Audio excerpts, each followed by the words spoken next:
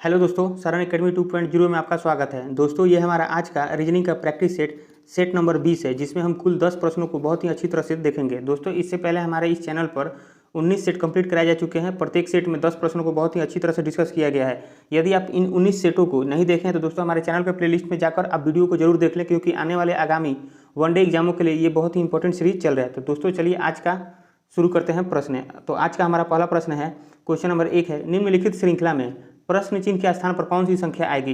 यानी प्रश्न कह रहा है कि ये जो श्रृंखला दिया गया है दोस्तों, ये जो श्रृंखला दिया गया है, इस श्रृंखला में प्रश्न चिन्ह के स्थान पर कौन सा संख्या आएगा।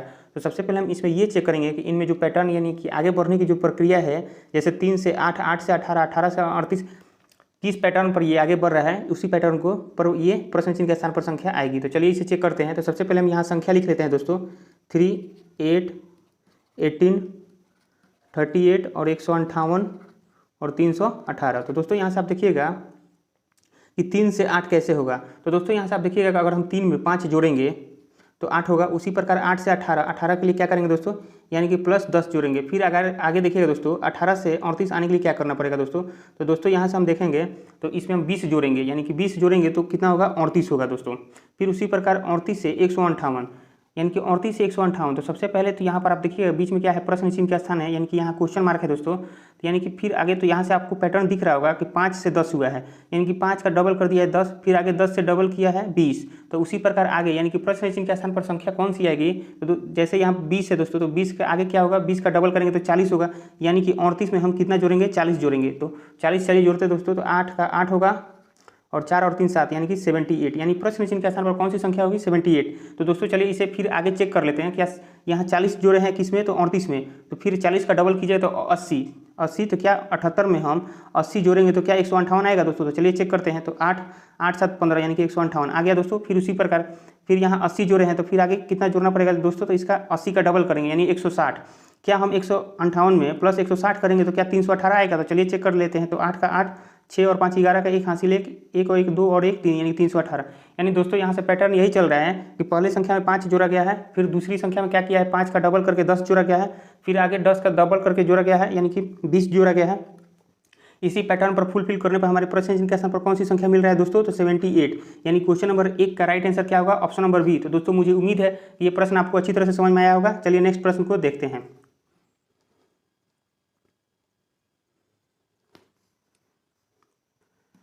क्वेश्चन नंबर 2 है, 8 व्यक्ति DEMPTWY और Z एक सीधी पंक्ति में उत्तर की ओर मुंह करके बैठे हैं। किधर मुंह करके दोस्तों, तो उत्तर की ओर मुंह करके बैठे हैं।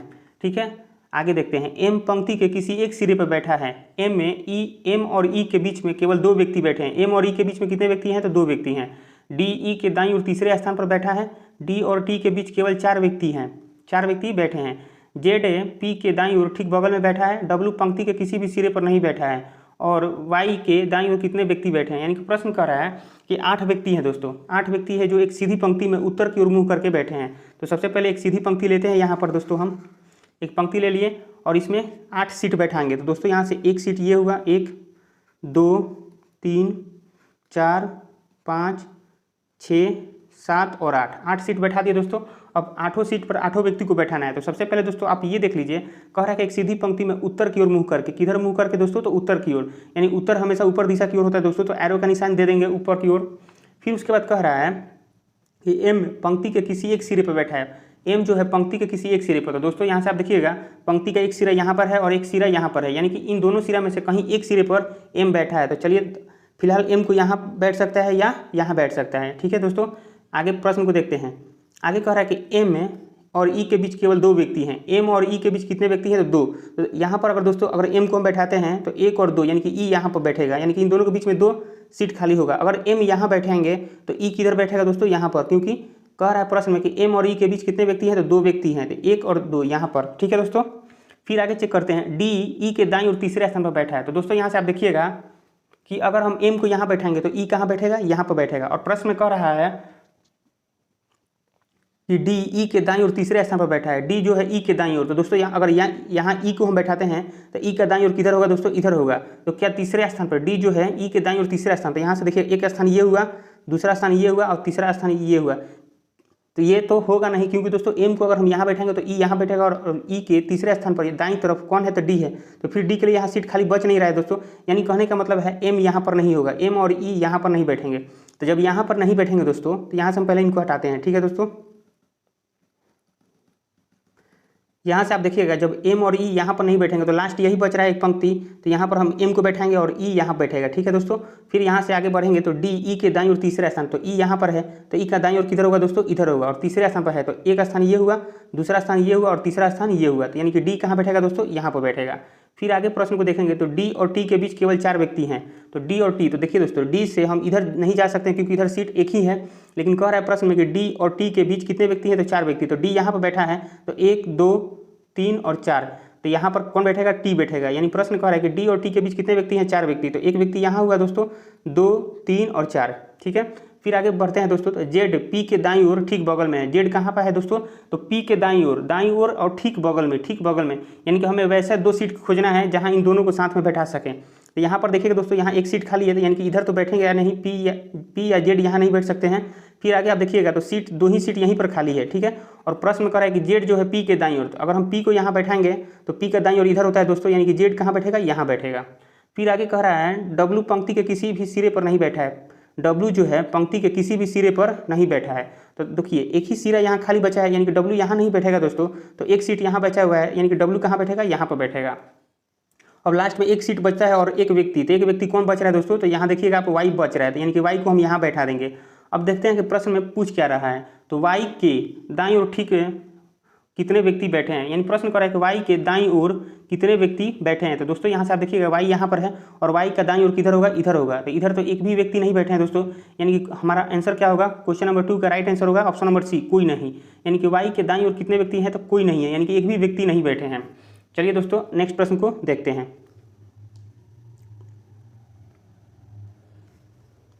क्वेश्चन नंबर 3 है, निम्नलिखित समीकरण को संतुलित करने के लिए उसमें किन 2 संख्याओं और किन 2 चिन्हों को परस्पर बदलना चाहिए। यानी प्रश्न कर रहा है कि निम्नलिखित समीकरण संतुलित करने के लिए उसमें किन 2 संख्याएं, यानी कि किन 2 संख्याओं और किन 2 चिन्हों को परस्पर बदलना चाहिए। यानी ये जो समीकरण दिया गया, इस समीकरण को संतुलित बनाने के लिए, यानी कि सही बनाने के लिए किन 2 संख्या को और किन 2 चिन्हों को परस्पर बदलना होगा। तो दोस्तों जब भी ऐसे प्रश्न आए तो ऐसे प्रश्नों को हम 2 तरीके से बनाते हैं, एक तो बाई ऑप्शन, यानी कि सभी ऑप्शन को रखकर चेक करेंगे दोस्तों, और दूसरा होता है कि आप डायरेक्ट यहीं से चेक कीजिएगा, क्या देखिएगा यहाँ से, और 14 और 2 को हम 14 और 2 को परस्पर बदलते हैं। मान लीजिए यहाँ 14 है और यहाँ 2 है, तो यानी कि 14 के स्थान पर 2 आ जाएगा, तो क्या हम 2 को यहाँ पर लाएंगे दोस्तों, तो क्या 19 जो है 2 से पूरी तरह विभाजित होगा, नहीं होगा, क्योंकि दोस्तों 2 से अगर हम 19 को विभाजित करेंगे तो ये पॉइंट में आएगा, और आंसर कितना दिया है, तो पूर्ण संख्या में दिया गया, यानी कि 80 में है, 80 है, पूर्ण है, यानी कि पॉइंट में नहीं होगा, यानी कि ये ऑप्शन हमारा नहीं होगा, कट गया यहीं से। फिर दूसरा ऑप्शन चेक करेंगे दोस्तों 7 और 2, तो यहाँ से आप देखिएगा दोस्तों ये 7 है और 2 है, तो इन दोनों को अगर हम परस्पर बदल देते हैं, ठीक है। फिर आगे है प्लस और मल्टीप्लाई, और प्लस यहाँ पर है और मल्टीप्लाई यहाँ पर, इन दोनों को परस्पर बदल देंगे, तो उसके बाद देखिए 19 और 14 है, क्या 19 को 14 पूरी तरह से विभाजित कर पाएगा दोस्तों, नहीं कर पाएगा, यानी कि यहाँ पर भी भाग देगा। अगर 14 से 19 को विभाजित करेंगे तो पॉइंट में आएगा, और पॉइंट में आएगा, लेकिन आंसर हमारा क्या है दोस्तों, पूर्ण संख्या में है, यानी कि ये ऑप्शन बी भी नहीं होगा। फिर ऑप्शन नंबर सी है, तो यहाँ सी को चेक करते हैं दोस्तों, तो यहाँ से आप देखिएगा 4 है और 19 है, तो यहाँ से आप देखिएगा दोस्तों 4 यहाँ पर है और 19 यहाँ पर है, तो इन दोनों को अगर हम बदल देते हैं, मान लीजिए 19 की जगह 4 और 4 की जगह 19 आ जाएगा। फिर उसके बाद है प्लस और डिवाइड, तो दोस्तों यहाँ पर प्लस है और डिवाइड, तो यहाँ पर अगर हम डिवाइड देते हैं, प्लस की जगह क्या देंगे, डिवाइड, तो दोस्तों यहाँ 4 है, ठीक है, यहाँ पर क्या है 14 है दोस्तों, और यहाँ पर 7 है, तो 7 और यहाँ पर डिवाइड है दोस्तों, तो 7 और 14, यानी कि 14 को 7 से विभाजित करने पर ये पूरी तरह विभाजित हो जाएगा, 7 दूनी 14 2 बार में, यानी कि दोस्तों इसका चांस है। तो चलिए इसको रखकर चेक कर लेते हैं। तो देखिए पहले क्या करना है, संख्या को बदलना है, 4 और 19 को, तो 19 की जगह हम क्या लिखेंगे, 4 लिखेंगे, डिवाइड है यानी कि प्लस और डिवाइड को आपस में बदलना है, यानी कि डिवाइड का साइन है दोस्तों, तो यहाँ प्लस का साइन देंगे।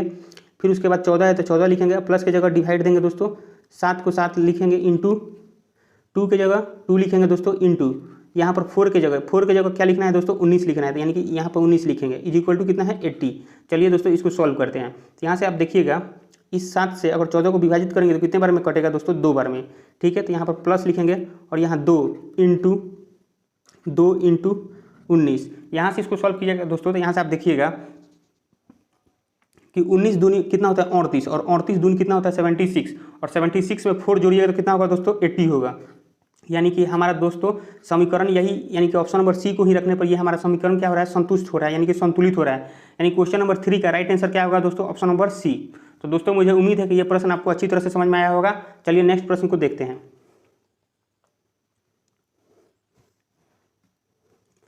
क्वेश्चन नंबर 4 है, उस विकल्प का चयन करें जो पांचवें संख्या से उसी प्रकार संबंधित है जिस प्रकार दूसरा संख्या पहले संख्या से संबंधित है और चौथा संख्या तीसरे संख्या से संबंधित है। यानी प्रश्न कर रहा है दोस्तों कि जिस प्रकार दूसरा संख्या पहला से जिस प्रकार संबंधित है और चौथी संख्या तीसरी से जिस प्रकार संबंधित है, उसी प्रकार प्रश्न चिन्ह के स्थान पर कौन सी संख्या होगी जो पांचवी से संबंधित होगा। तो दोस्तों जो संबंध इन दोनों में होगा वही संबंध इसमें भी होगा। तो सबसे पहले हम 9 और 11, 29 और 21 को चेक करेंगे कि इनमें क्या संबंध है। तो दोस्तों यहाँ से आप देखिएगा 9 और 11, 9 से 11 आने के लिए क्या करना पड़ेगा, अगर हम 2 जोड़ेंगे तो 9 और 2 11 होता है। लेकिन यहाँ पर देखिएगा दोस्तों 29 से 21 आने के लिए हमें क्या करना पड़ेगा, यानी कि यहाँ पर -8 घटाना पड़ेगा दोस्तों। यानी कि ये पैटर्न तो कुछ फुलफिल नहीं कर रहा है, तो दूसरे पैटर्न को चेक करते हैं। तो यहाँ से आप देखिएगा दोस्तों, अगर हम 11 में 2 से मल्टीप्लाई कर देंगे, यानी कि 11, यहाँ से आप देखिए अगर 11 में हम 2 से मल्टीप्लाई करेंगे और इसमें से 9 घटाएंगे तो कितना आएगा दोस्तों, 13। यानी कि 11 दूनी 22 और 9 घटाइएगा तो कितना आएगा दोस्तों, 13 आएगा। ठीक है, फिर उसी प्रकार आप इसको देखिएगा 29 और 21। तो 21 में हम पहले 2 से मल्टीप्लाई करेंगे, तो 21 में 2 से मल्टीप्लाई करना है और क्या करना है, 29 को घटाना है। तो यहाँ से सॉल्व कीजिएगा तो 21 दूनी कितना होता है दोस्तों, 42, और 42 में से 29 घटाएंगे तो कितना आएगा दोस्तों, तो 13। यानी कि दोस्तों यहाँ से पैटर्न आपको पता चल गया होगा क्या करना है, यानी कि दूसरी संख्या को दोगुना करके और पहली संख्या को घटाना है। तो 13 आ रहा है, तो उसी प्रकार यहाँ पर भी 21 का हम डबल करेंगे तो 42, और 42 में से 29 घटाएंगे तो कितना आएगा, तो 13। तो उसी प्रकार दोस्तों यहाँ पर कौन सी संख्या आएगी, तो यहाँ पर जो भी संख्या होगी दोस्तों, तो मान लीजिए अगर यहाँ पर x है, ठीक है, तो अगर x का क्या करना है, दुगना करना है, यानी कि x यहाँ से लिख सकते हैं 2x, और 2x में से हम किसको घटाएंगे, 37 को। तो 37 को घटाने पर हमें कितना आना चाहिए दोस्तों, 13। तो यहाँ से हम x का मान निकाल लेंगे। तो चलिए सॉल्व करते हैं। तो 2x इज इक्वल टू, ये 37 उधर जाएगा दोस्तों, तो 37 और 13 कितना होता है, 50 होता है। और x बराबर कितना होगा दोस्तों, तो इस 2 से 50 को काटिएगा 25 बार में, 25 दूनी 50, यानी x इज इक्वल टू कितना होगा दोस्तों, 25। यानी प्रश्न चिन्ह के स्थान पर कौन सी संख्या होगी दोस्तों, तो 25 होगी। यानी क्वेश्चन नंबर 4 का राइट आंसर क्या होगा दोस्तों, ऑप्शन नंबर डी। तो दोस्तों मुझे उम्मीद है कि ये प्रश्न आपको अच्छी तरह से समझ में आया होगा। चलिए नेक्स्ट प्रश्न को देखते हैं।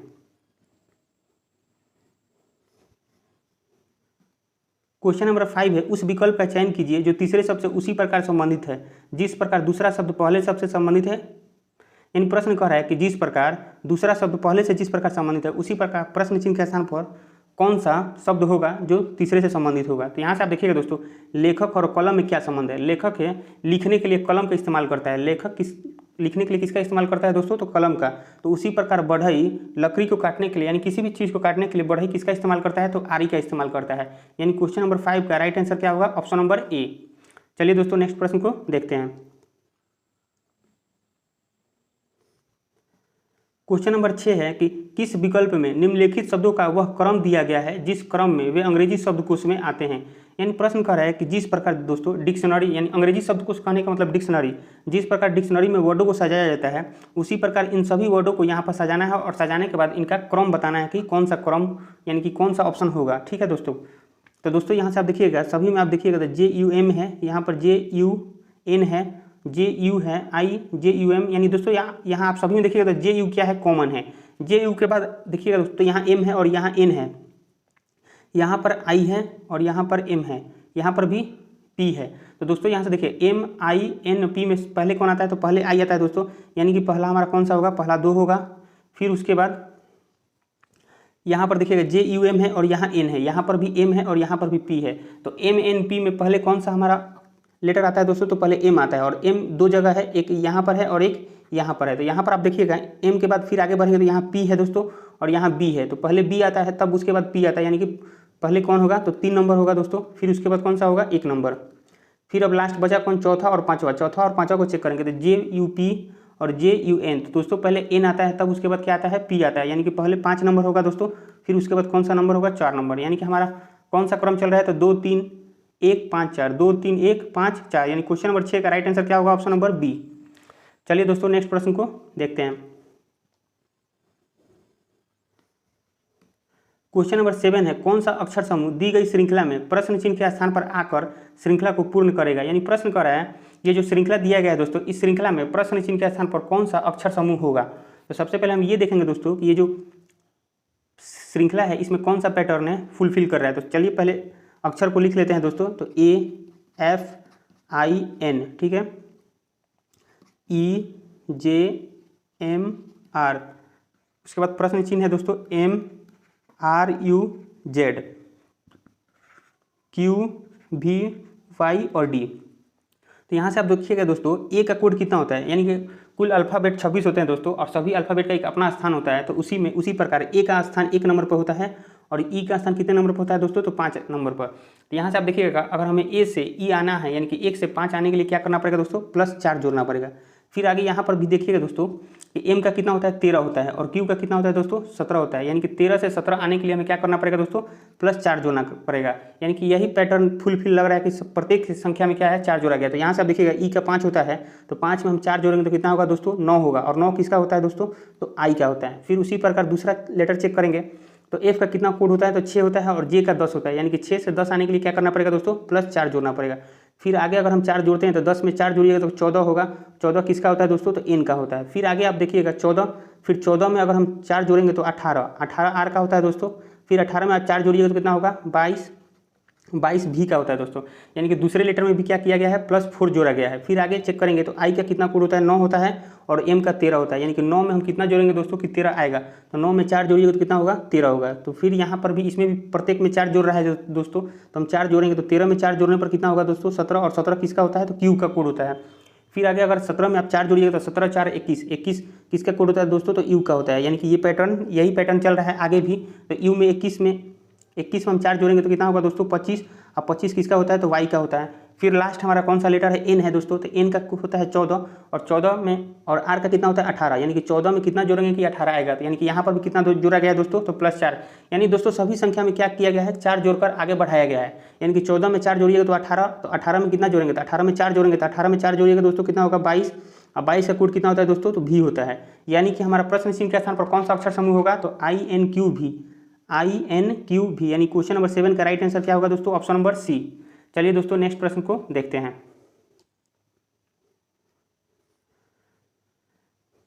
क्वेश्चन नंबर 8 है, A+B का अर्थ है A B का भाई है, A/B का अर्थ है A B की माँ है, A=B का अर्थ है A B का पति है, A%B का अर्थ है A B की बहन है, A@B का अर्थ है A B का बेटा है।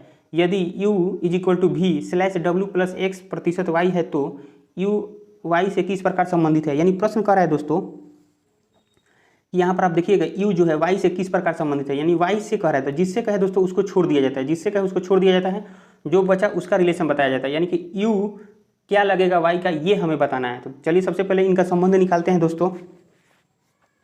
तो यहाँ पर है U=V, यानी कि इक्वल का अर्थ क्या है दोस्तों, तो ये देखते हैं। तो यहाँ पर कह रहा है कि A=B का अर्थ होता है A B का पति है, A जो है B का पति है। यानी कि U=V क्या होगा, U जो है पति है किसका, तो V का। तो यहाँ पर लिखेंगे दोस्तों U, ठीक है, और यहाँ पर लिखेंगे पति, ठीक है दोस्तों। एरो का निशान देंगे U की तरफ, क्योंकि यहाँ पर इक्वल का अर्थ होता है कि U पति है किसका, तो V का। तो यहाँ पर लिखेंगे दोस्तों V, और यहाँ U।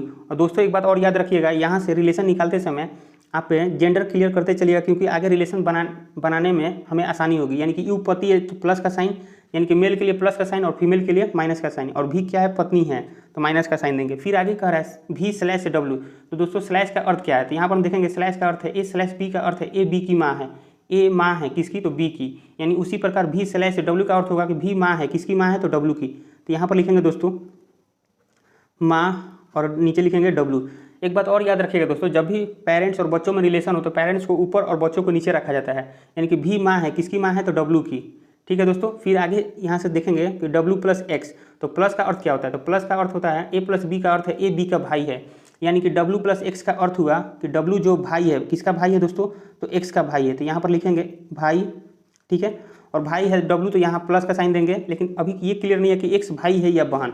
फिर आगे देखते हैं दोस्तों, तो X%Y, X%Y का अर्थ क्या होता है, तो प्रतिशत का अर्थ होता है दोस्तों A B की बहन है, A B की बहन है। यानी कि X जो है बहन है किसकी बहन है, तो Y की। तो यहाँ पर लिखेंगे दोस्तों बहन है, ठीक है, और बहन है तो माइनस का साइन देंगे, और यहाँ पर Y। लेकिन दोस्तों यहाँ से ये तो क्लियर नहीं हुआ कि Y भाई है या बहन, ये तो क्लियर नहीं हुआ। लेकिन हमें ये भी तो प्रश्न में ये तो पूछ नहीं रहा है, पूछ रहा है ये कि U जो है Y से किस प्रकार संबंधित है, यानी कि U Y का कौन लगेगा, ये हमें बताना है। तो चलिए यहाँ से अब रिलेशन निकालते हैं। तो दोस्तों यहाँ से आप देखिएगा X और Y में क्या रिलेशन है, भाई बहन का। यानी X बहन है और X का भाई कौन है, W है। यानी कि जब X का भाई W है और X बहन है किसकी, तो Y की, यानी कि W भी डब्लू भी भाई लगेगा किसका दोस्तों, तो वाई का। फिर डब्लू का माता कौन है, डब्लू की माँ है भी, और भी का पति कौन है, तो यू है दोस्तों। भी का पति कौन है, यू है, यानी कि डब्लू का पिता लगेगा यू। जब डब्लू का पिता लगेगा यू, डब्लू का पिता लगेगा कौन, यू लगेगा। तो उसी प्रकार डब्लू भाई है यू वाई का, तो वाई के भी पिता कौन लगेंगे, तो यू लगेंगे। यानी कि यहाँ पर प्रश्न पूछ रहा है कि यू जो है वाई से किस प्रकार संबंधित है, तो यू पिता होगा। यानी कि क्वेश्चन नंबर 8 का राइट आंसर क्या होगा, ऑप्शन नंबर बी। तो दोस्तों मुझे उम्मीद है कि यह प्रश्न आपको अच्छी तरह से समझ में आया होगा। चलिए नेक्स्ट प्रश्न को देखते हैं।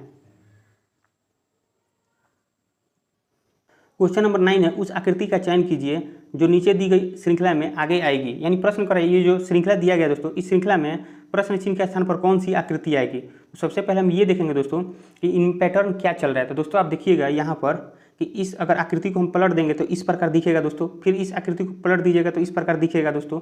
फिर इस प्रकार इस आकृति को पलटेंगे तो इस प्रकार दिखेगा। तो फिर इस आकृति को क्या करेंगे, पलट देंगे। तो जब पलटेंगे दोस्तों तो ये जो बड़ा वाला सर्किल है और ये छोटा वाला है, तो बड़ा वाला पहले आएगा और छोटा वाला बाद में। यानी कि बड़ा वाला पहले, तो यहाँ इन दोनों में बड़ा वाला पहले है और छोटा वाला बाद में। लेकिन यहाँ पर देखिए दोस्तों बड़ा वाला बाद में है इन दोनों में, यानी कि हमारा बी और डी यहीं से कट गया तो बचा ए और सी। तो ए और सी में कौन होगा, तो दोस्तों गौर से आप अगर देखिएगा, यहाँ से हम दोस्तों यहाँ से जूम करके दिखा देते हैं आपको।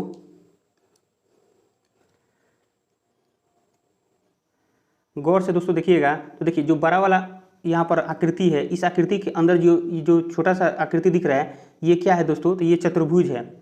ये कौन सी आकृति है दोस्तों, तो यहाँ पर ये देखिएगा आप, ये चतुर्भुज है दोस्तों। उसी प्रकार यहाँ पर ये क्या है, सर्किल है। फिर आगे देखिएगा दोस्तों तो ये गौर से देखने पर ये चतुर्भुज दिख रहा है। फिर आगे देखिएगा तो ये सर्किल है। तो सर्किल है दोस्तों, यानी कि एक चतुर्भुज है तो एक सर्किल है। फिर उसी प्रकार एक चतुर्भुज है तो एक सर्किल है। तो आगे क्या होगा दोस्तों, चतुर्भुज होगा। तो इन दोनों में आप देखिएगा तो चतुर्भुज यहाँ पर दिख रहा है दोस्तों, यानी कि ये आकृति में चतुर्भुज दिख रहा है। यानी क्वेश्चन नंबर 9 का राइट आंसर क्या होगा दोस्तों, ऑप्शन नंबर सी। चलिए दोस्तों नेक्स्ट प्रश्न को देखते हैं।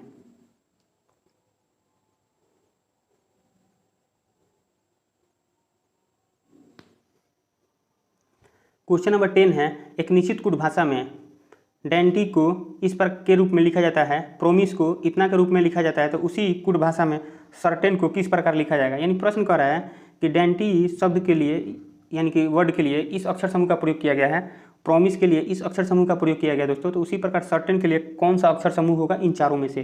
तो दोस्तों देखिए सबसे पहले हम इनमें चेक करेंगे कि इनमें संबंध किस प्रकार का है। तो यहाँ पर लिखेंगे DAINTY। ठीक है दोस्तों, इसके लिए कौन सा अक्षर समूह है, तो GCKQWB। तो दोस्तों यहाँ से आप देखिएगा डी का कोड कितना होता है, 4 होता है, और ए का 1 होता है, आई का 9 होता है, एन का 14, और टी का कितना होता है 20 होता है, वाई का 25 होता है। और इसमें देखेंगे दोस्तों तो जी का कितना होता है 7 होता है, सी का 3, के का 11 होता है, और क्यू का 17 होता है, डब्ल्यू का 23 होता है, और बी का कितना होता है 2 होता है। तो यहाँ से आप देखिएगा दोस्तों डी का 4 होता है, तो 4 से 7 आने के लिए हमें कितना जोड़ना पड़ेगा दोस्तों, तो यानी +3 जोड़ना पड़ेगा। फिर उसी प्रकार ए का 1 है, ए का 1 है दोस्तों, तो 1 से, और सी का 3 होता है, यानी कि 1 से हमें 3 आने के लिए क्या करना पड़ेगा दोस्तों, तो +2 जोड़ना पड़ेगा।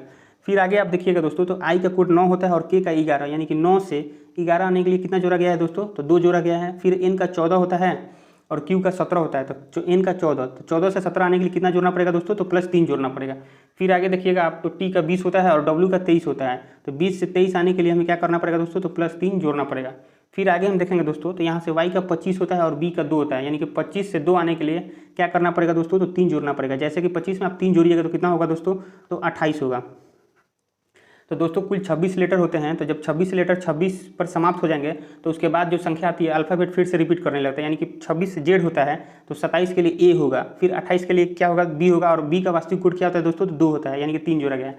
तो दोस्तों इसमें देखिएगा तो पहले 3 जोड़ा गया है, उसके बाद फिर 2 जोड़ा गया है, फिर आगे 3 तो ये तो पैटर्न कुछ दिख नहीं रहा है, समझ में आ तो नहीं रहा है, लेकिन गौर से आप देखिएगा दोस्तों तो यहाँ पर आप देखिएगा डी जो है एक कॉन्सोनेंट है, ए और आई वॉवेल है, एन क्या है कॉन्सोनेंट है, टी कॉन्सोनेंट है, वाई कॉन्सोनेंट है। यानी किया क्या गया है दोस्तों कि जितने भी कॉन्सोनेंट वर्ड हैं उन सभी में 3 जोड़ा गया है, और जितने भी वॉवेल हैं जैसे ए और आई हो गया तो सभी में क्या किया गया है 2 जोड़ा गया है। फिर उसी प्रकार दोस्तों हम प्रोमिस को चेक करेंगे। यहाँ पर लिखते हैं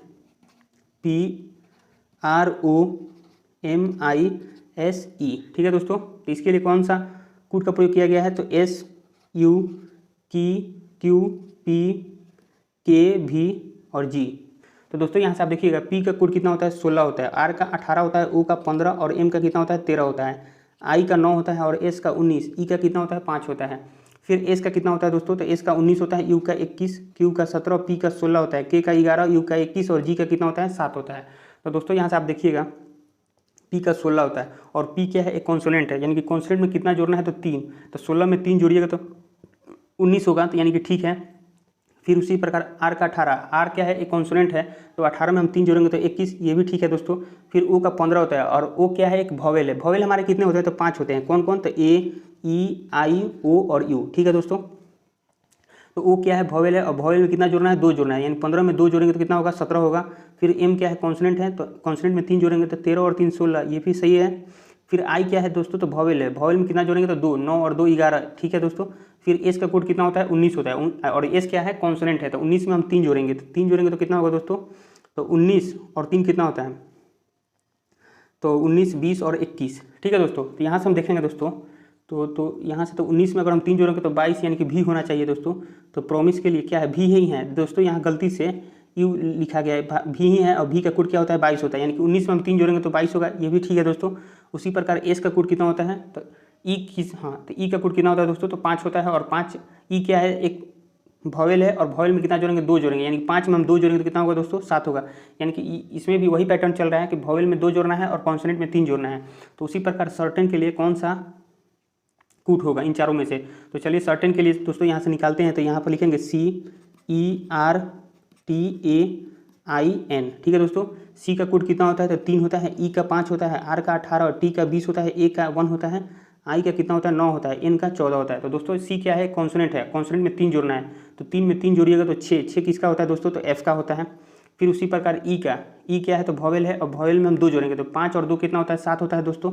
7 किसका कोड होता है दोस्तों, तो जी का होता है। फिर आगे देखिएगा आर क्या है, कॉन्सोनेंट है और कॉन्सोनेंट में 3 जोड़ेंगे तो 18 और 3 कितना होता है दोस्तों, तो 21 होता है। 21 किसका कोड होता है दोस्तों, यू का होता है। फिर आगे देखेंगे दोस्तों टी क्या है, कॉन्सोनेंट है, तो टी का कोड होता है 20 और 20 में हम 3 जोड़ेंगे दोस्तों कितना होगा 23 होगा। 23 किसका कोड होता है दोस्तों, तो डब्ल्यू का होता है। फिर उसी प्रकार ए क्या है, वॉवेल है और वॉवेल में 2 जोड़ेंगे, तो 1 में 2 जोड़िएगा तो कितना होगा 3 और 3 किसका कोड होता है दोस्तों, सी का होता है। फिर आई का कोड कितना होता है 9 होता है, यानी कि 9 होता है और 9, आई क्या है एक वॉवेल है, वॉवेल में 2 जोड़ेंगे, यानी कि 9 और 2 कितना होता है दोस्तों 11 होता है। 11 किसका कोड होता है, के का। फिर एन क्या है दोस्तों, कॉन्सोनेंट है, कॉन्सोनेंट में कितना जोड़ना है 3, यानी 14 और 3 कितना होता है दोस्तों 17 होता है। 17 किसका कोड होता है दोस्तों, क्यू का। यानी कि हमारा सर्टेन के लिए कौन सा अक्षर समूह होगा, यानी कि कौन सा कूट होगा दोस्तों। तो यहाँ से आप देखिएगा FGUW यानी क्वेश्चन नंबर 10 का राइट आंसर क्या होगा दोस्तों, ऑप्शन नंबर सी। तो दोस्तों मुझे उम्मीद है कि ये प्रश्न आपको अच्छी तरह से समझ में आया होगा। तो दोस्तों आज का हमारा 10% कंप्लीट हुआ दोस्तों। यदि वीडियो पसंद आए तो वीडियो को लाइक और चैनल को जरूर सब्सक्राइब करें। वीडियो देखने के लिए दोस्तों धन्यवाद।